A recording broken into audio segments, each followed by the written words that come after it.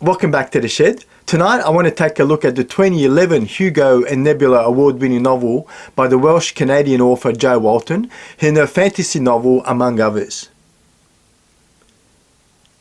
Because this is a Hugo and Nebula award-winning novel, I'll be ranking it on our Hugo and Nebula award-winning shed ladder, where I've been ranking all these great novels. But before I do that, I'd like to provide a bit of a plot overview, talk to what I liked, what I didn't like. I'll make some recommendations, and we'll put the book to the memory test, where I just sort of explain how well this novel has stood the test of time. So the novel is presented in a bunch of diary entries, and we're reading the entries of this young girl called Maury. She's a 16-year-old girl who just suffered a pretty traumatic experience. She's been involved in a car accident which has left her almost paralyzed, so she's having a real difficult time of walking. But unfortunately, her twin sisters actually become a fatality of that accident, and she's lost her sister in the process.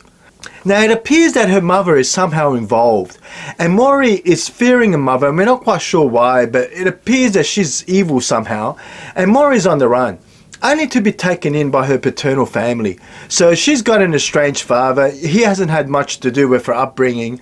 He's sort of struggling, living with his Morgan's aunts, his sisters. They seem to have a bit of money, and they've put this young girl into some kind of boarding school. So we're really learning about Moore, and it's a real coming-of-age novel. So we learn about Moore's struggles in a new school, struggles with her appearance, with her limping, with her disability in many ways, coming to grips with the loss of her sister, dealing with her mother and what she may have in the mix. But what seems to keep Maury living is basically her love and passion for science fiction.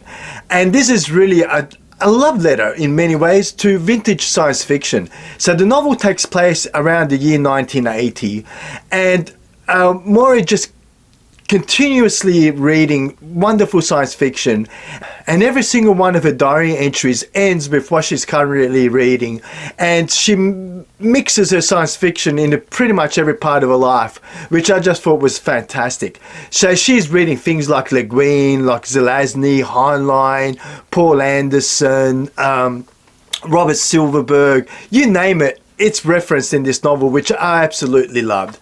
So her passion for novels and her passion for science fiction has had her wanting her own karass.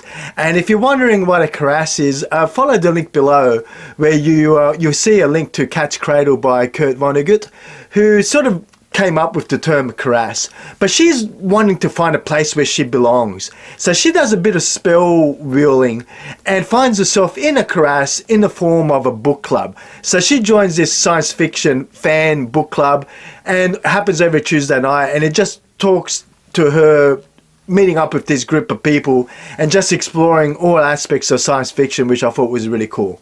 So in the process, she's still, and we as a reader, not quite sure what's going on with her mother. So the scene is really set, right? It's this coming-of-age novel. We have young Maury coming to learn and deal with the separation of her mother.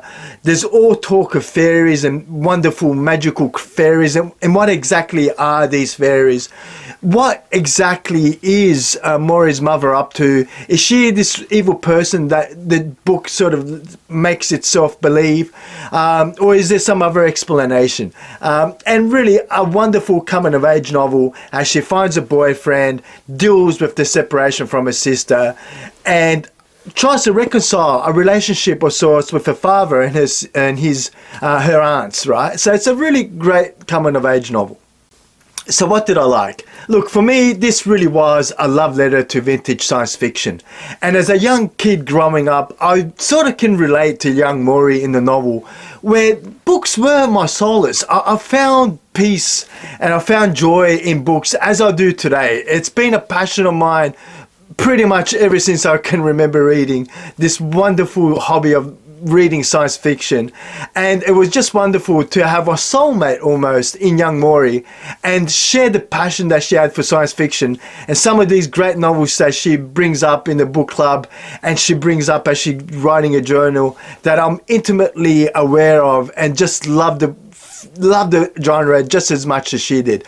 So I just absolutely love the reference to all these great science fiction books and authors that made my childhood growing up wonderful. So I sort of really related with that, and I really found it great.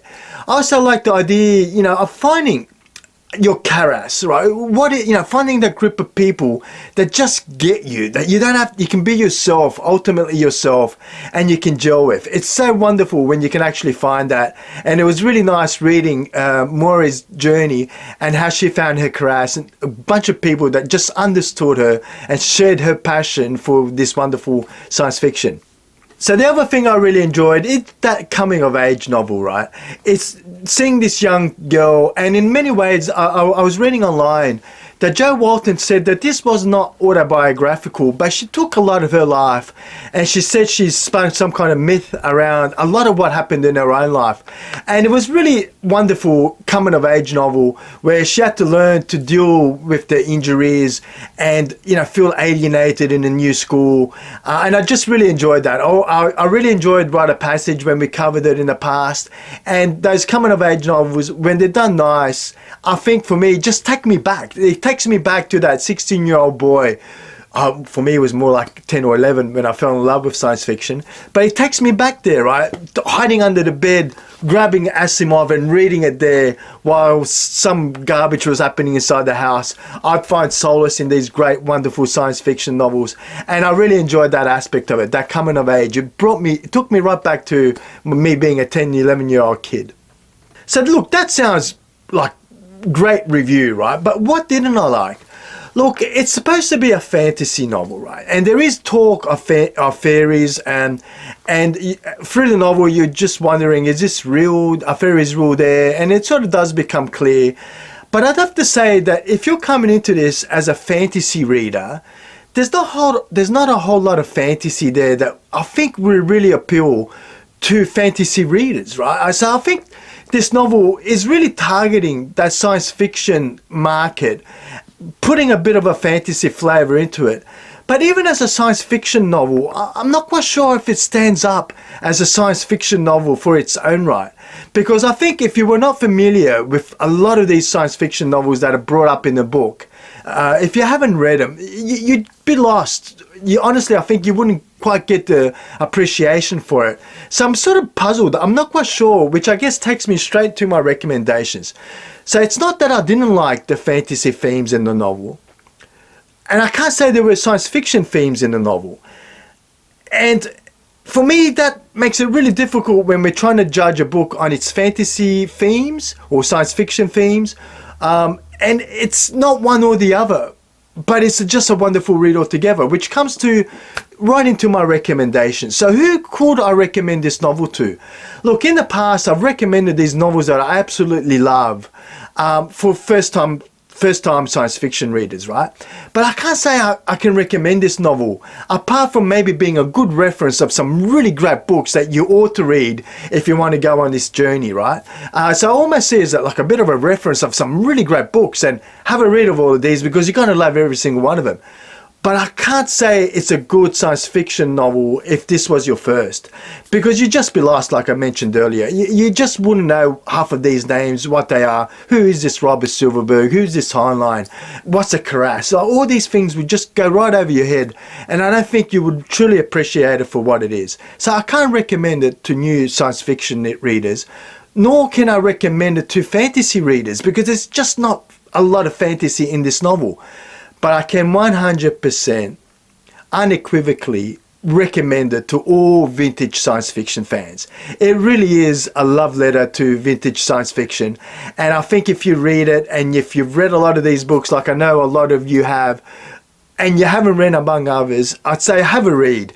It'll put a smile on your face. And if you're anything like me, you just can't wait until she brings up, well, what book is she reading today? Where's she up to? And what's her experience? I thought it was a real treat for me. So what about the memory test? Look, when it comes to the plot, there wasn't much in the ending there that I could remember at all. And I'd have to say that the ending was a bit of a letdown. It was a bit weak. It was definitely not the strongest point of the novel. But I'd say the overall underlying plot, you know, the narrative with what was happening with the mother there, was a bit lost to me. I really couldn't remember what was going to happen in the novel and what her mother's real motives were. That was sort of a mystery to me this time around. I really couldn't remember much of it. But I do 100% remember it being a love letter to vintage science fiction. I remember reading it through and I'm thinking, yeah, Jo Walton must be my soulmate somewhere when it comes to reading buddies, because all the books that she loved, I absolutely 100% agree with you, Jo. If you're still out there and you ever come across this novel, really loved it. I really enjoyed the fact that you love so many of these great novels that I did growing up as well, and I still do today, which was thumbs up. So look, that was the memory test for me. We've got to rank it on a sci-fi shed ladder. It's going to be interesting because of those themes, right? So it'll be interesting to see how it racks up on the shed ladder. So let me flip the cameras around and we'll get straight to it. So back to the shed ladder and ranking tonight's Hugo and Nebula award-winning novel by Jo Walton, among others.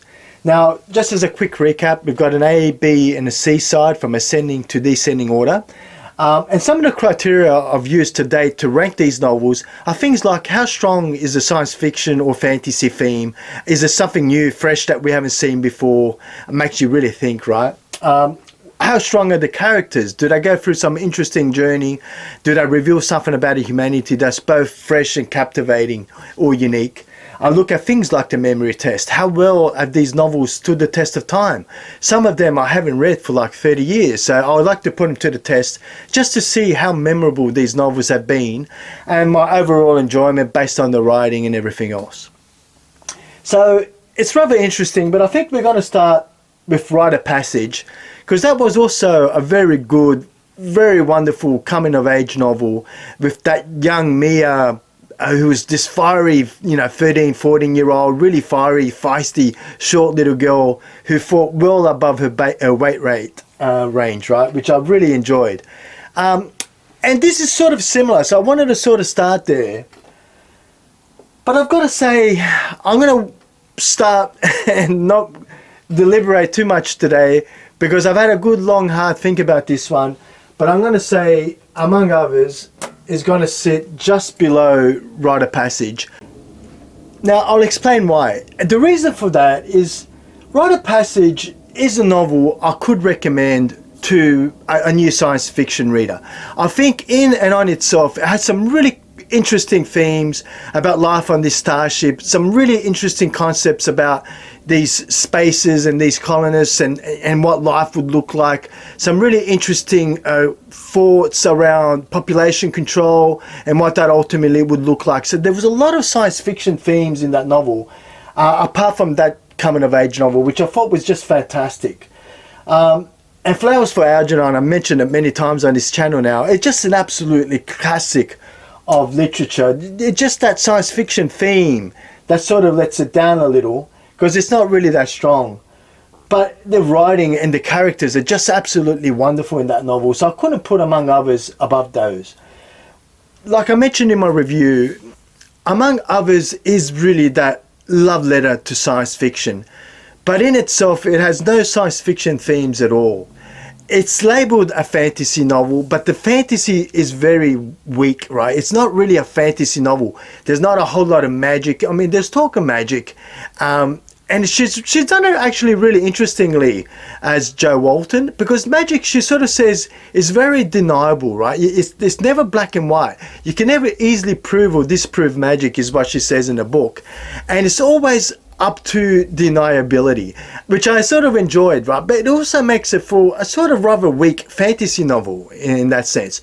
You want a fantasy novel that is outright magic. You know it's magic, or animals talking as humans, or whatever other fantasy theme you may think of, right?